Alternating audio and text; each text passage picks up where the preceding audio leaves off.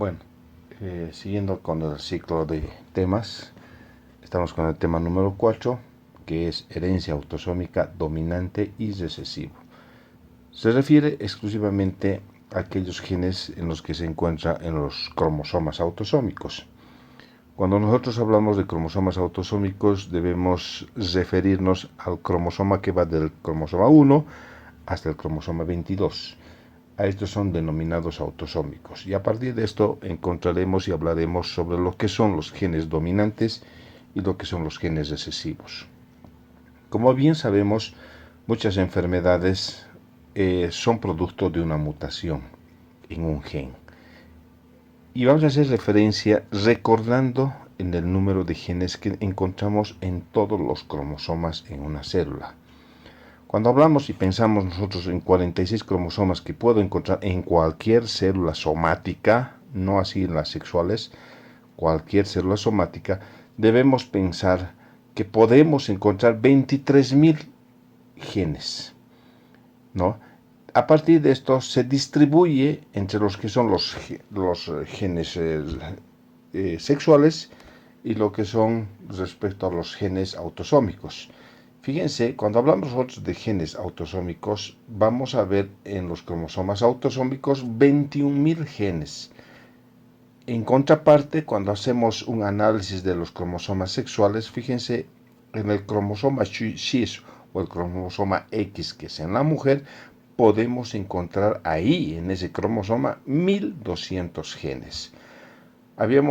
Vamos a ver más adelante que los cromosomas sexuales se los caracteriza, no solamente los sexuales, todos los cromosomas, se los caracteriza por su forma, su tamaño y su sistema de bandeo. Vamos a decir que el cromosoma X o X es un cromosoma mediano y por las características morfológicas es considerado como un submetacéntrico. A diferencia del cromosoma, el Y o el cromosoma Y, que es del hombre, que es un cromosoma pequeño, entonces nosotros lo consideramos como un acrocéntrico pequeño. Y es así que cuando hablamos en el cromosoma sexual masculino, el Y o Y, solamente encontramos 59 genes. Entonces, haciendo una diferenciación, podemos ahí empezar a lo que es un análisis con respecto a los genes. Y en este capítulo vamos a hablar exclusivamente con lo que son los genes referente a los cromosomas autosómicos. Pero antes tenemos que empezar a hacer un aporte en las deducciones que hizo Johann Gregor Mendel, el padre de la genética, en el que bien sabíamos, él mandó unas leyes que se conocen como las leyes mendelianas, y considerado para muchos como la primera ley de Mendel, conocido como el principio de la segregación. ¿Qué quiere decir? Como bien sabemos, normalmente cualquier célula de nuestro cuerpo encontramos 23 pares de cromosomas. ¿Qué significa cuando decimos 23 pares de cromosomas? Significa que vamos a encontrar un gen que se hereda del papá y el mismo gen paralelo, que es su alelo, por eso decimos por el lado de la mamá. Entonces normalmente encontramos dos genes idénticos, heredados por el padre y el otro por la madre. Y a partir de esto, cuando empezamos a ver a nivel de los cromosomas sexuales, mejor dicho, a nivel de los gametos o las células sexuales, tanto en el óvulo como en el espermatozoide, ahí los encontramos en estado haploide. ¿Qué quiere decir? Que solamente vamos a encontrar un solo gen en una célula sexual masculina y en el otro espermatozoide, por así decir, vamos a encontrar el otro gen idéntico al otro gen. Entonces, ¿qué nos da a entender? Que en el momento en que se produce la meiosis, ahí fundamentalmente, como dice su nombre, los genes se van a segregar, se van a separar, eso quiere decir segregar. Entonces, si normalmente nosotros somos diploides, significa que en cualquier célula de nuestro cuerpo encontramos dos genes, siempre heredados por el padre y la madre. Pero cuando ya vamos a las células sexuales, ahí ya se encuentran en estado ya los genes segregados, separados. ¿Qué quiere decir? Que en un esperma va a estar un gen y en el otro esperma va a estar el otro gen. Ese es el primer principio de la segregación que nos hace referencia este científico llamado Johann Gregor Mendel, que es el principio de la segregación. Bien, el segundo principio, considerado como la segunda ley de Mendel, para muchos se conoce como el principio de la transmisión independiente o el principio de la distribución independiente. Como dice su nombre, independiente significa que cuando se está produciendo la segregación de un par de genes que son idénticos, significa que estos dos genes se van a segregar, pero no van a recibir ninguna influencia de ningún otro gen, de otro cromosoma o del mismo cromosoma. Quiere decir que la segregación que se va a dar va a ser de una manera independiente, sin que otros genes influyan sobre estos genes. Entonces ahí viene el principio de la distribución independiente, que no va a afectar, como dice ahí en este slide, no afecta al alelo que se transmite en otro locus, en otro gen, durante la meiosis. Y a partir de eso se empieza la distribución independiente en el principio de lo que es la meiosis que habíamos mencionado. Para algunos que no estén en este libro, pero para algunos hay una tercera ley de Mendel, el principio de la uniformidad, donde nos da a entender que muchas veces en este principio no siempre se puede, por decir, una persona de ojos azules significa que tiene dos genes idénticos, homózigos recesivos para los ojos azules. Cuando se casa con un individuo de ojos oscuros, que vamos a decir que es homózigo para los ojos oscuros versus ojos claros, muchas veces la mujer de ojos claros, en este caso la mamá, piensa que alguno de sus hijos pudiera llegar a tener sus ojos, pero sin embargo llegan a tener 10 hijos y los 10 hijos tienen los ojos oscuros del papá. ¿Qué quiere decir eso? Quiere decir que aquí el principio del gen de la dominancia va a preponderar sobre los genes recesivos de la mamá. Entonces, los 10 hijos que hayan tenido, los 10 hijos van a tener los ojos del papá, porque son genes dominantes. Pero al 100% de los 10 hijos van a ser heterózigos para los ojos azules. Es decir, todos los hijos, si bien son de ojos oscuros, pero los 10 van a ser portadores para los ojos claros. Entonces ahí se viene lo que se conoce como el principio de la uniformidad. Todos uniformemente van a tener el gen dominante, en este caso del papá. Tal vez la mamá de ojos azules recién verá sus ojos en los nietos. Entonces este es el principio, el por qué muchas veces ciertos rasgos, ya sea de un rasgo físico o sea de una enfermedad, muchas veces saltan generaciones. Entonces esto vamos a analizar un poco más adelante con un ejercicio, pero considerada como la tercera ley de Mendel. Perfecto. Entonces aquí quiero que se entiendan los conceptos que en algún momento ya hice referencia. ¿A qué se refiere genotipo y qué es fenotipo? Y dice ahí, genotipo es la constitución genética de un individuo en sus locus. Aquí nos está diciendo la referencia que una persona puede ser portador de un rasgo genéticamente hablando. Es decir, que va a tener en uno de sus locus cromosómicos llevar la información de un tipo de gen. Pero cuando nosotros hablamos de fenotipo, como dice su nombre, es aquel gen que estaba grabado en una célula. Esta se va a manifestar, es decir, que nosotros vamos a poder observar clínicamente. Entonces, ese gen se va a expresar fenotípicamente, eso quiere decir. Entonces, una persona, cuando yo, por ejemplo, veo y tiene los ojos oscuros, pues yo tengo que entender que fenotípicamente tiene los ojos oscuros y genotípicamente, es portador para los ojos oscuros. Pero contrariamente, podemos ver nosotros una persona que genotípicamente es portadora de los ojos azules, pero fenotípicamente tiene los ojos oscuros y genotípicamente es portadora para los ojos azules. Entonces, en conclusión, muchas veces los genes recesivos que se encuentran detrás de un gen dominante, como en este caso los ojos oscuros, genotípicamente puede ser un portador, pero fenotípicamente no lo va a expresar. Entonces, a partir de esto es lo que nosotros vamos a empezar a entender y a conceptualizar lo que representa lo que es el concepto de genotipo y lo que es fenotipo. Entonces, genotipo es lo que se tiene la información genética en cada una de nuestras células, y fenotípicamente es lo que nosotros podemos observar, medir, palpar, etcétera, en el que nos da físicamente podemos, o clínicamente, si vale el término, estamos nosotros verificando esta situación. Muy bien.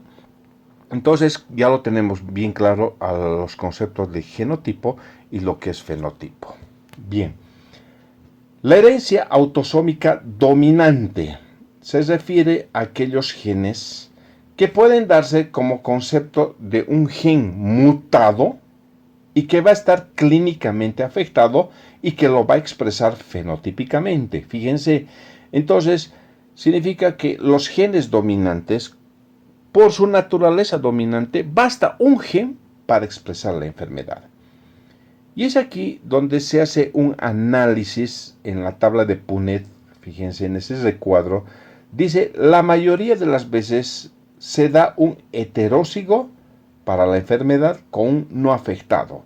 Y cuando nosotros decimos un gen mutado de una enfermedad dominante, en este cuadro nos está mostrando que la mayoría de los matrimonios, muchas veces, si bien, fíjense en el lado izquierdo, uno de las parejas es heterózigo para la enfermedad dominante.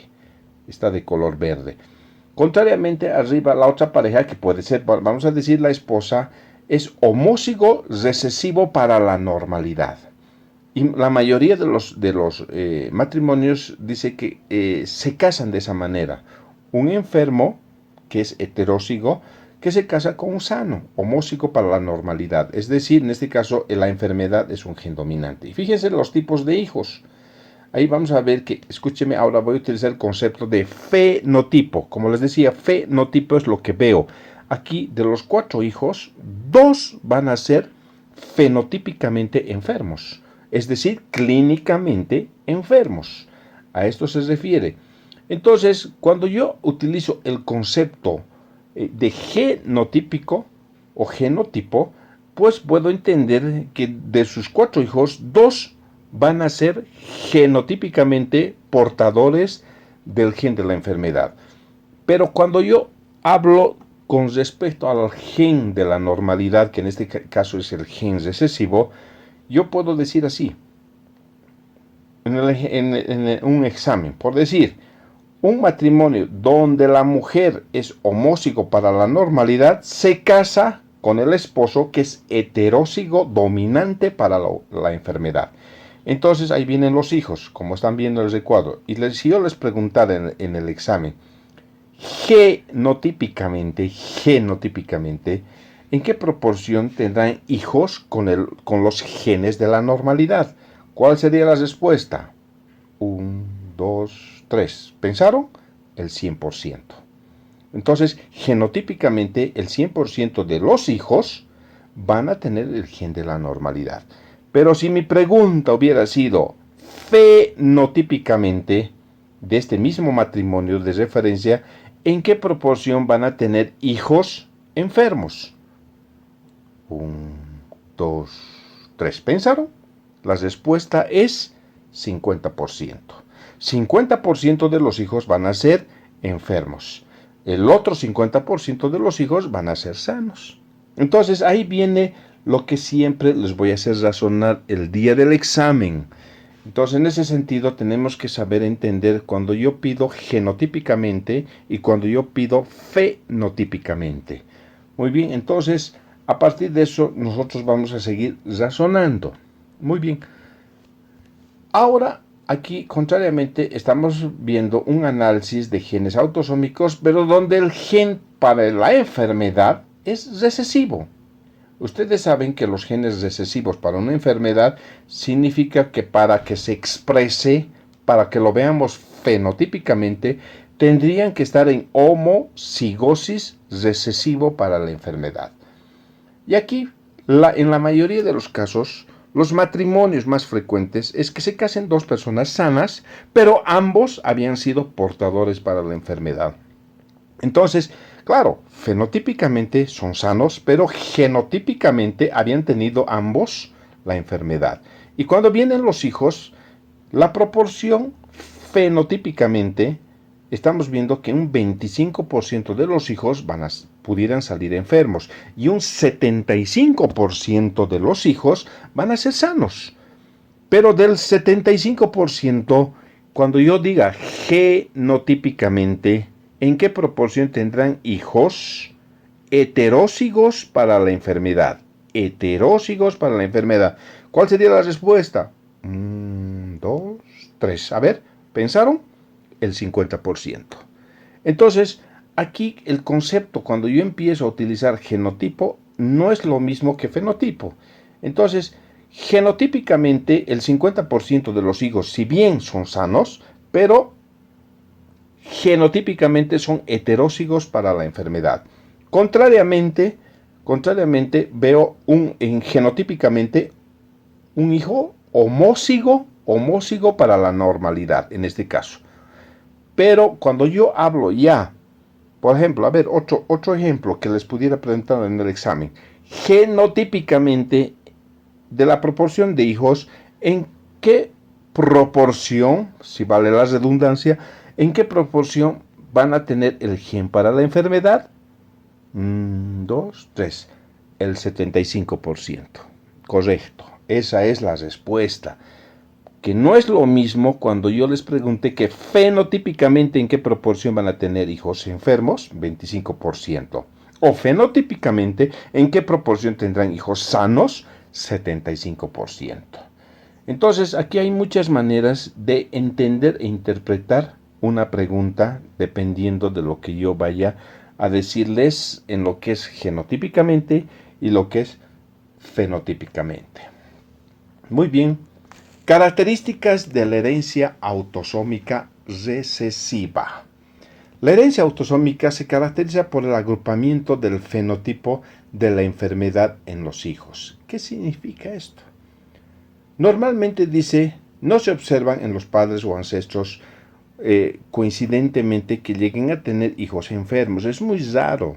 Y aquí nos habla un poco sobre el aumento de los casos de consanguinidad. ¿Qué quiere decir eso? No sé si ustedes en algún momento han entendido o pensado o han hecho referencia o escuchado de decir que casarse, por ejemplo, entre primos, hay una mayor preponderancia de probabilidades que el hijo salga con alguna anomalía. Así se escucha. Y eso es verdad. ¿Qué nos da a entender? Que es muy rara vez, de que dos personas sanas se casen, tengan un hijo y les salga enfermo.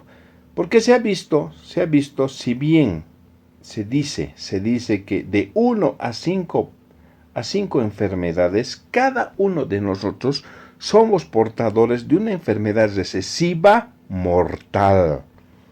Somos portadores de 1 a 5 enfermedades recesivas mortales. Entonces, cuando dos personas extrañas se casan, muchas veces, si bien son portadores de enfermedades, pero no son portadores de la misma enfermedad, que eso es muy raro, dice. Pero no así casarse entre primos que vienen por la misma línea consanguínea. Entonces, sus ancestros obviamente van a tener una característica para ese tipo de enfermedades. Y los hijos, los nietos que vayan a salir de ese tronco común consanguíneo, pues van a tener van a ser portadores de la misma enfermedad. Eso es lo que nos está diciendo. Entonces, el casarse entre primos significa que ambos van a tener el mismo gen recesivo para una enfermedad mortal.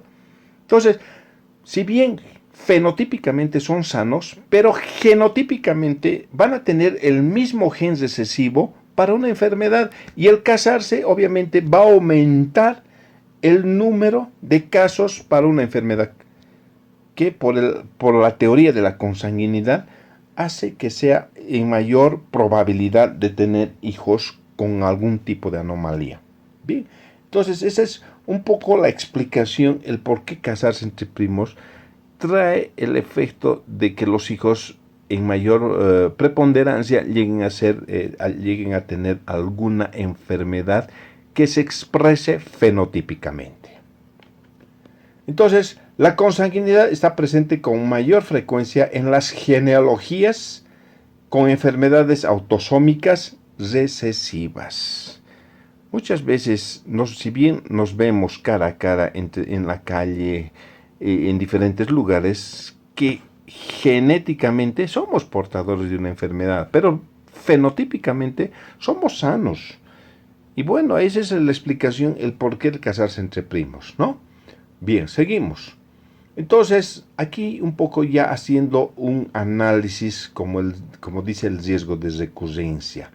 Dice dos personas que pueden ser heterózigos para una enfermedad recesiva, en este caso, ahí está una tabla de Punnett, donde vemos a la mujer y al hombre, ambos sí son sanos, pero ambos pueden ser portadores de una enfermedad.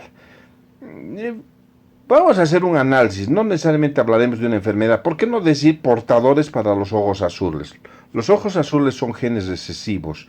Y fíjense, entonces aquí el hombre y la mujer, en este caso los progenitores, si bien tienen los ojos oscuros, son genes dominantes y ahí vienen los hijos.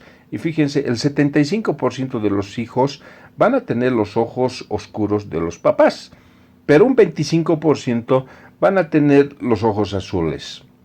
Por eso en algún momento yo les decía, dos personas de ojos oscuros podrán tener un hijo de ojos azules.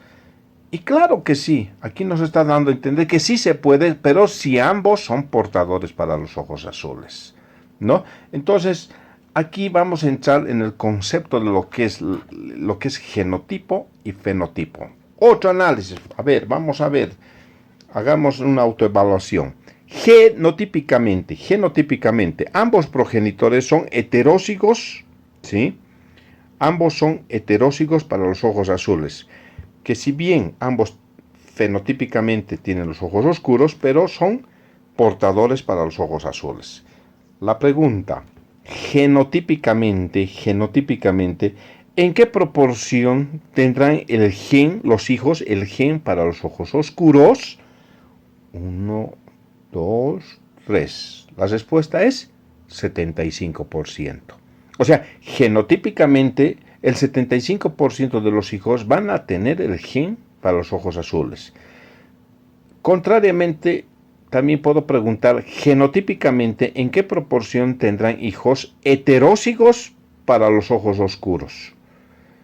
1, 2, 3. La respuesta es 50%, porque solamente vemos dos heterózigos para los ojos oscuros. Contrariamente, si yo pregunto fenotípicamente, ¿en qué proporción tendrá hijos de ojos oscuros? Ustedes me dirán 75%.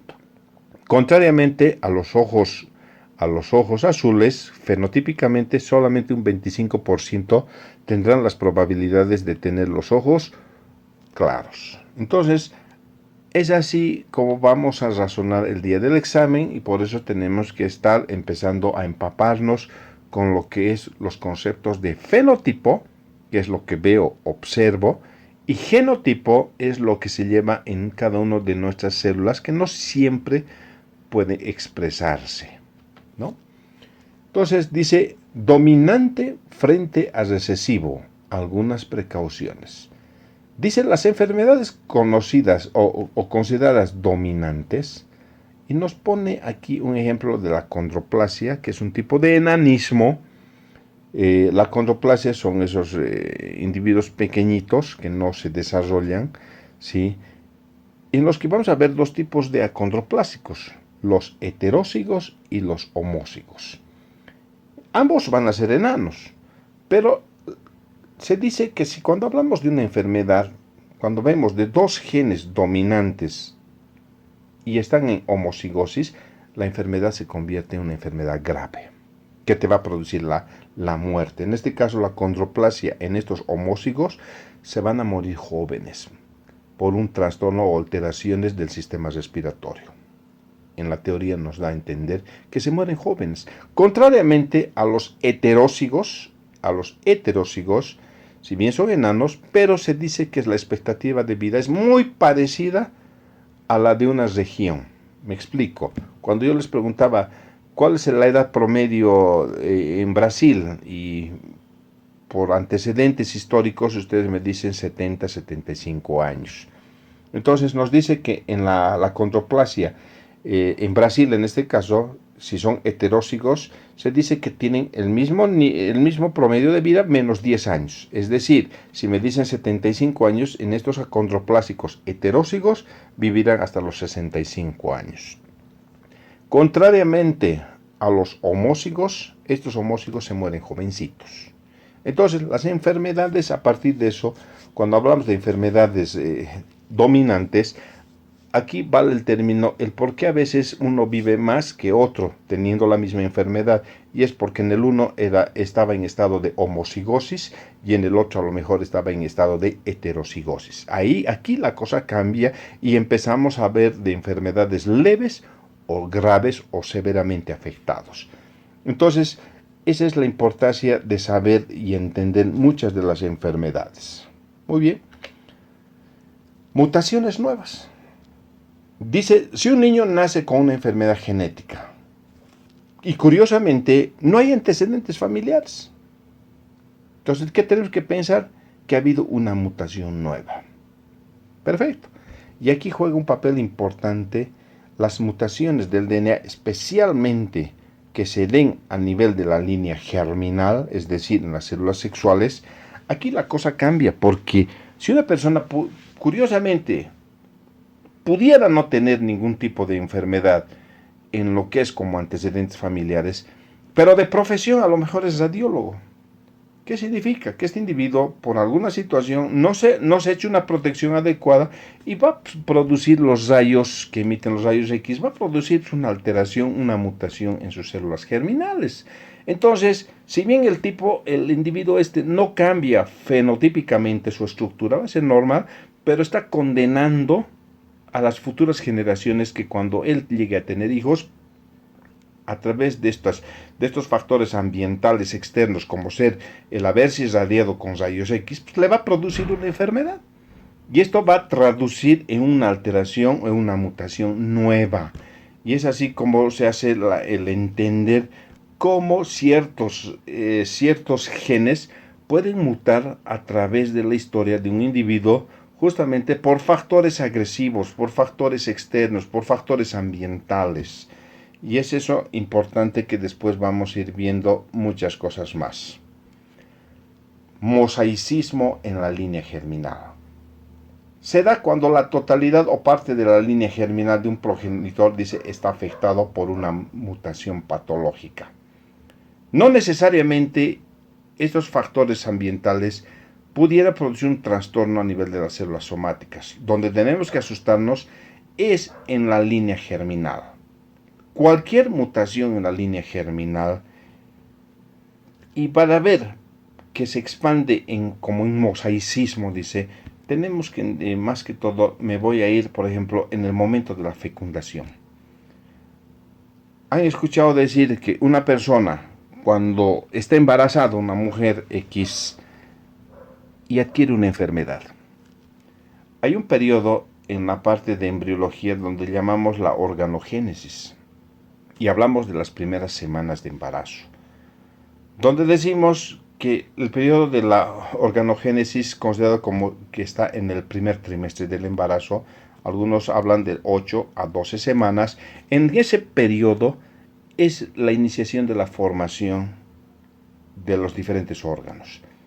Si ustedes se fijan, cuando se forma la fecundación de un óvulo y un esperma, de una célula huevo cigoto, conforme van pasando los días, se van dividiendo y se van multiplicando las células.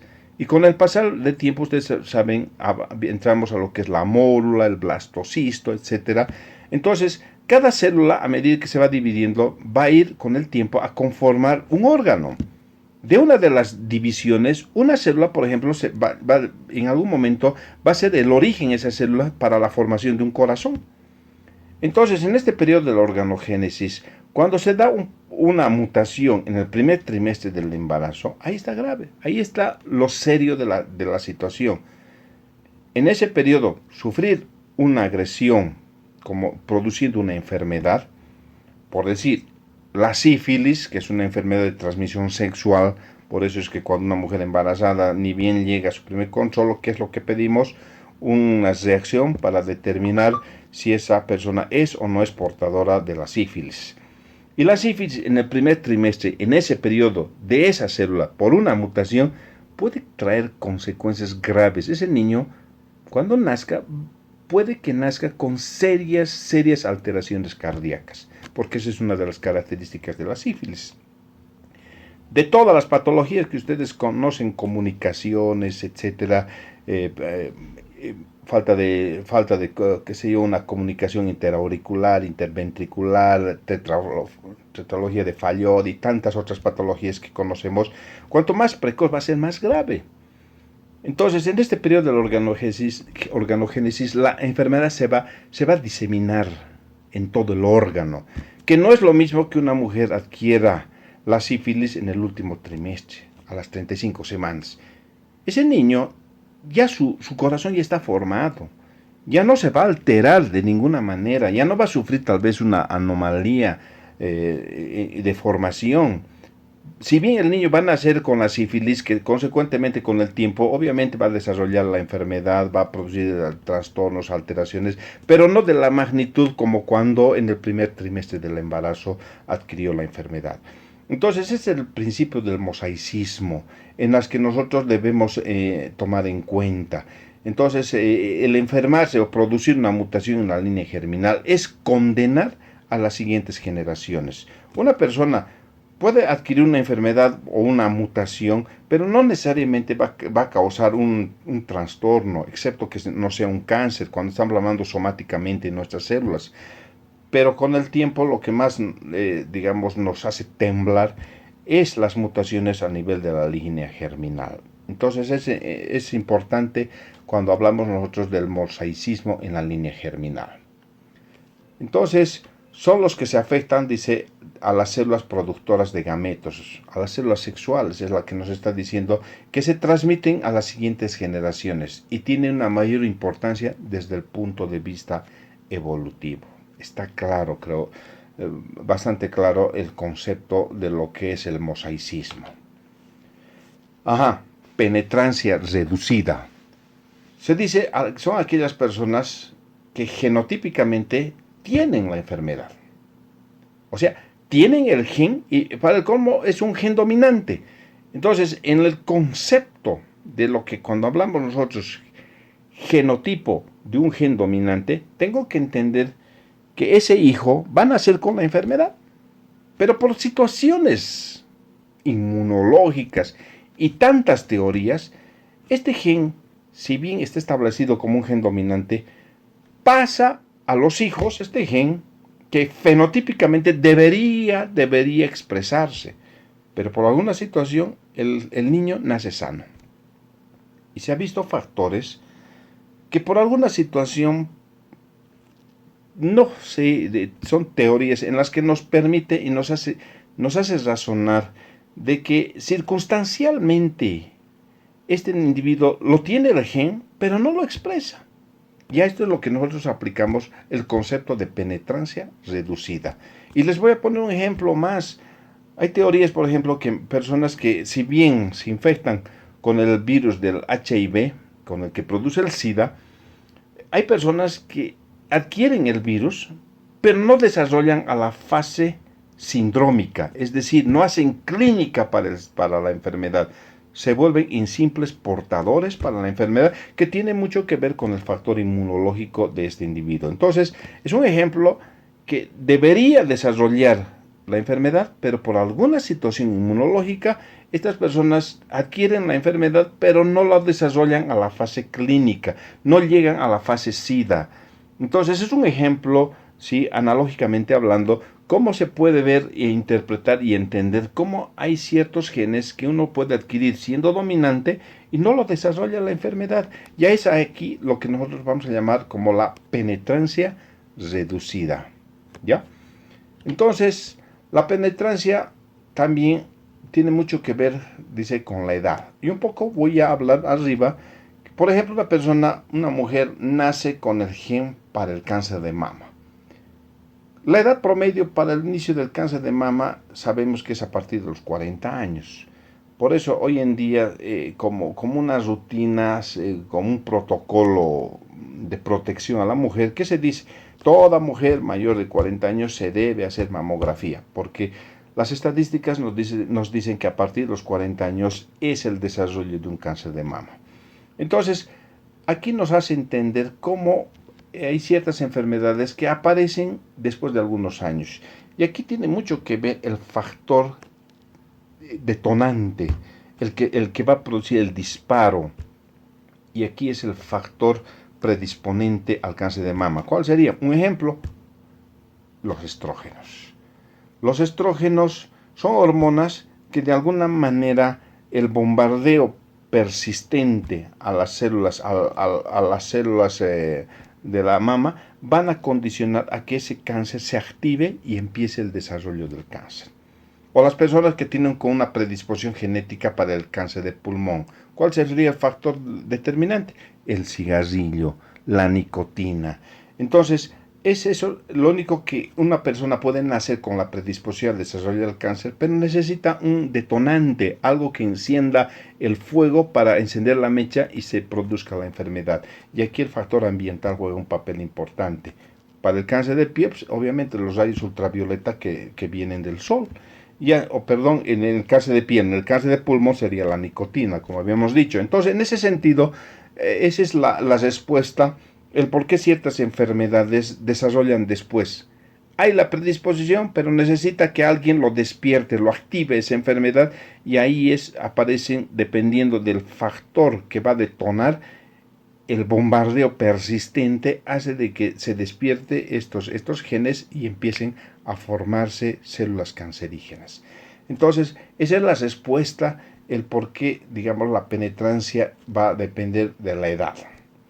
Y un poco abajo dice en lo que es genotipo, entonces nos hace entender, dijimos, son los factores hereditarios que un individuo sí, se transmite a través del DNA, vamos a entenderlo así. El codón es el triplete de bases nitrogenadas o triplete de nucleótidos, que con el conjunto de estos va a formar un código genético, ya habíamos mencionado, ¿no? Un gen es ese conjunto de codones que puede tener 1.000.000, puede tener 50.000, 500.000 codones. Entonces hay genes que son pequeños y otros genes que van a ser grandes. Pero en realidad ustedes saben que el gen es la expresión para un rasgo, para un carácter, algo que nos va a hacer la diferenciación, ¿ya? Entonces, seguimos. Entonces, un poco entrando a lo que es la penetrancia y expresividad. Dice, los genes no actúan de una forma absoluta, dice, para producir un determinado fenotipo. Y aquí juega un papel lo que les decía. O sea, los genes interactúan siempre con el medio ambiente y van a depender del medio ambiente para que estos genes incluso puedan modificarse. Y a partir de esto hace de que tal vez se dé la expresión de una enfermedad, ¿sí? Y aquí juega un papel importante el bombardeo de un factor ambiental para que pueda, digamos, expresar o despertar la enfermedad, o contrariamente puede producir inclusive una mutación. Y a partir de esto empezamos a ir en diferentes conceptos: penetrancia y expresividad. Entonces, la penetrancia se refiere a la cantidad de individuos de un mismo genotipo que va a determinar la expresión fenotípica. Es decir, me explico, una persona que nace con gen dominante, fenotípicamente lo va a expresar. Eso se refiere. O sea, penetrancia es heredar un gen dominante para una enfermedad y expresarlo. Eso es penetrancia, ¿no? Entonces, más abajo dice, así que si 8 personas de 10 de un conjunto de un genotipo para una enfermedad, dice, de 10 personas que han tenido el gen dominante para una enfermedad, 8 lo expresan. Entonces nos está diciendo que la penetrancia es en un 80%. Aquí nos está diciendo Heredas, expresas. Así. Heredas, expresas. Eso es penetrancia, que nos hace la diferenciación cuando utilizamos el término de expresividad. Y cuando hablamos de expresividad, significa tener el gen, expresas la enfermedad, pero aquí la enfermedad puede ser leve o puede ser gravemente afectado, o si quieren muy acentuado.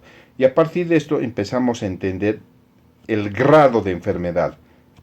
Hay muchas enfermedades que se expresan, ¿sí?, con grados, leve, moderado o severo. Ya lo habíamos dicho. Enfermedades que no es lo mismo una persona que hereda un gen dominante que esté en estado de heterocigosis o en estado de homocigosis. Seguramente para un gen dominante, para una enfermedad en estado de homocigosis, la enfermedad va a ser grave. Mucho más grave que una persona que ha heredado en estado de heterocigosis. Tendrá la enfermedad, pero va a ser leve. Entonces, cuando hablamos de expresividad, hablamos de grados. Cuando hablamos de penetrancia, no nos dice aquí grado, nos dice, ¿tiene el gen? Tiene la enfermedad. O no la tiene. Si tiene el gen y no lo expresa, estamos hablando de una penetrancia reducida, frente a un gen dominante, no se olvide. Entonces, son conceptos en los que nos permite un poco evaluar. ¿A qué se refiere cuando decimos nosotros heterogeneidad de locus? Aquí vamos a utilizar el ejemplo del libro, la poliquistosis renal del adulto. Es una enfermedad donde se presentan múltiples quistes renales, que por cierto es una enfermedad muy grave, que puede llevar a la muerte, pero curiosamente se ha visto diferentes locus en diferentes cromosomas. En este caso el cromosoma 16 versus cromosoma 4, como dice en el libro, nos hace referencia a que estas mutaciones en ambos cromosomas fenotípicamente nos va a producir el mismo trastorno clínico. A eso se refiere. Muchas veces diferentes mutaciones en diferentes cromosomas, diferentes locus, puede expresarse un mismo tipo de enfermedad, ¿no? Entonces, a eso se refiere como heterogeneidad de locus, ¿no? Siempre tomando en cuenta que puede ser una pregunta de examen. Pleiotropia. Y aquí yo lo voy a utilizar en el concepto que aquí vemos en este gráfico. Vemos un gatito muy hermoso, que es albino, ¿sí? Por cierto, es un persa.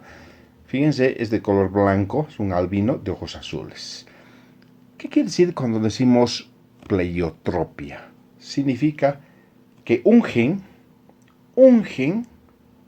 puede tener una expresividad múltiple fenotípicamente.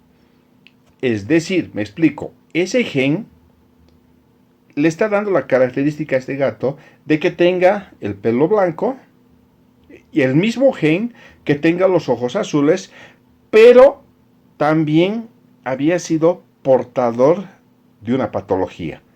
Es un gato sordo, acúsico, es decir, no oye, no escucha, son sorditos. Entonces, fíjense, cuando hablamos de un gen que puede expresar múltiples efectos fenotípicos, estamos frente a lo que nosotros llamamos pleiotropia. Es decir, ahí arriba, fíjense, en letras oscuras, dice que un gen va a afectar más de un rasgo, más de una característica. Aquí este gato es blanco, pelo blanco, de ojos azules y paralelamente es sordo. Entonces eso es pleiotropia. Inclusive, que no está aquí un poco para enriquecer nuestros conocimientos, el concepto de epistasis. No estoy hablando de epistaxis, estoy diciendo epistasis. Esta es una característica en la que dos genes diferentes, al interactuar, van a formar en el hijo un nuevo fenotipo. Me explico. Papá, grupo sanguíneo A, mamá, grupo sanguíneo B, y van a tener un nuevo hijo con un nuevo fenotipo. ¿De qué grupo va a salir el hijo? Grupo sanguíneo AB. Fíjense. Entonces, a eso también se conoce, el interactuar dos genes diferentes para formar o crear un nuevo fenotipo, se conoce con el nombre de epistasis. ¿Ya? Entonces, son un poco para enriquecer nuestros conocimientos. Entonces, un poco recalcando lo que es con respecto a la consanguinidad en poblaciones humanas, nos dice, por ejemplo, es habitual en muchas poblaciones, en muchos países del Oriente, que generalmente ahí por su cultura se casan entre primos para mantener su linaje. Según ellos, para no mezclar su sangre azul que ellos así entre comillas se creen tener, se casan entre primos. Y lo que les decía, el casarse entre primos, ambos son portadores del mismo gen recesivo para una enfermedad. Y por ende, la probabilidad va a ser mucho mayor que nazca un hijo gravemente afectado. Y ahí viene el concepto de lo que les decía, casarse entre primos, pues van a tener hijos con mayores probabilidades para un trastorno cromosómico. Y fíjense, aquí nos muestran unas estadísticas. Se dice que cada 25 personas somos portadores de un tipo de enfermedad, de una mutación. O sea, en 25 personas, uno va a tener una característica para una enfermedad. Pero el casarse entre primos va a triplicar esta característica y hace el por qué el casarse entre primos va a aumentar la frecuencia para que lleguen a tener un hijo con alguna alteración. Se dice que cada uno de nosotros somos portadores de 1 a 5 mutaciones recesivas mortales. Entonces, ahí es la explicación, el por qué casarse entre primos. Va a aumentar, ¿sí?, la frecuencia de enfermedades genéticas y obviamente la mortalidad. Entonces, cuanto mayor sea el grado de consanguinidad, o sea, cuando más cerca sea el emparentamiento generacional, mayor va a ser el índice de que tenga un hijo con alguna anomalía, ¿no? Bien, con esto entonces estaríamos nosotros concluyendo el tema de lo que es herencia autosómica recesiva. Muchas gracias. Espero que les haya servido. Permiso.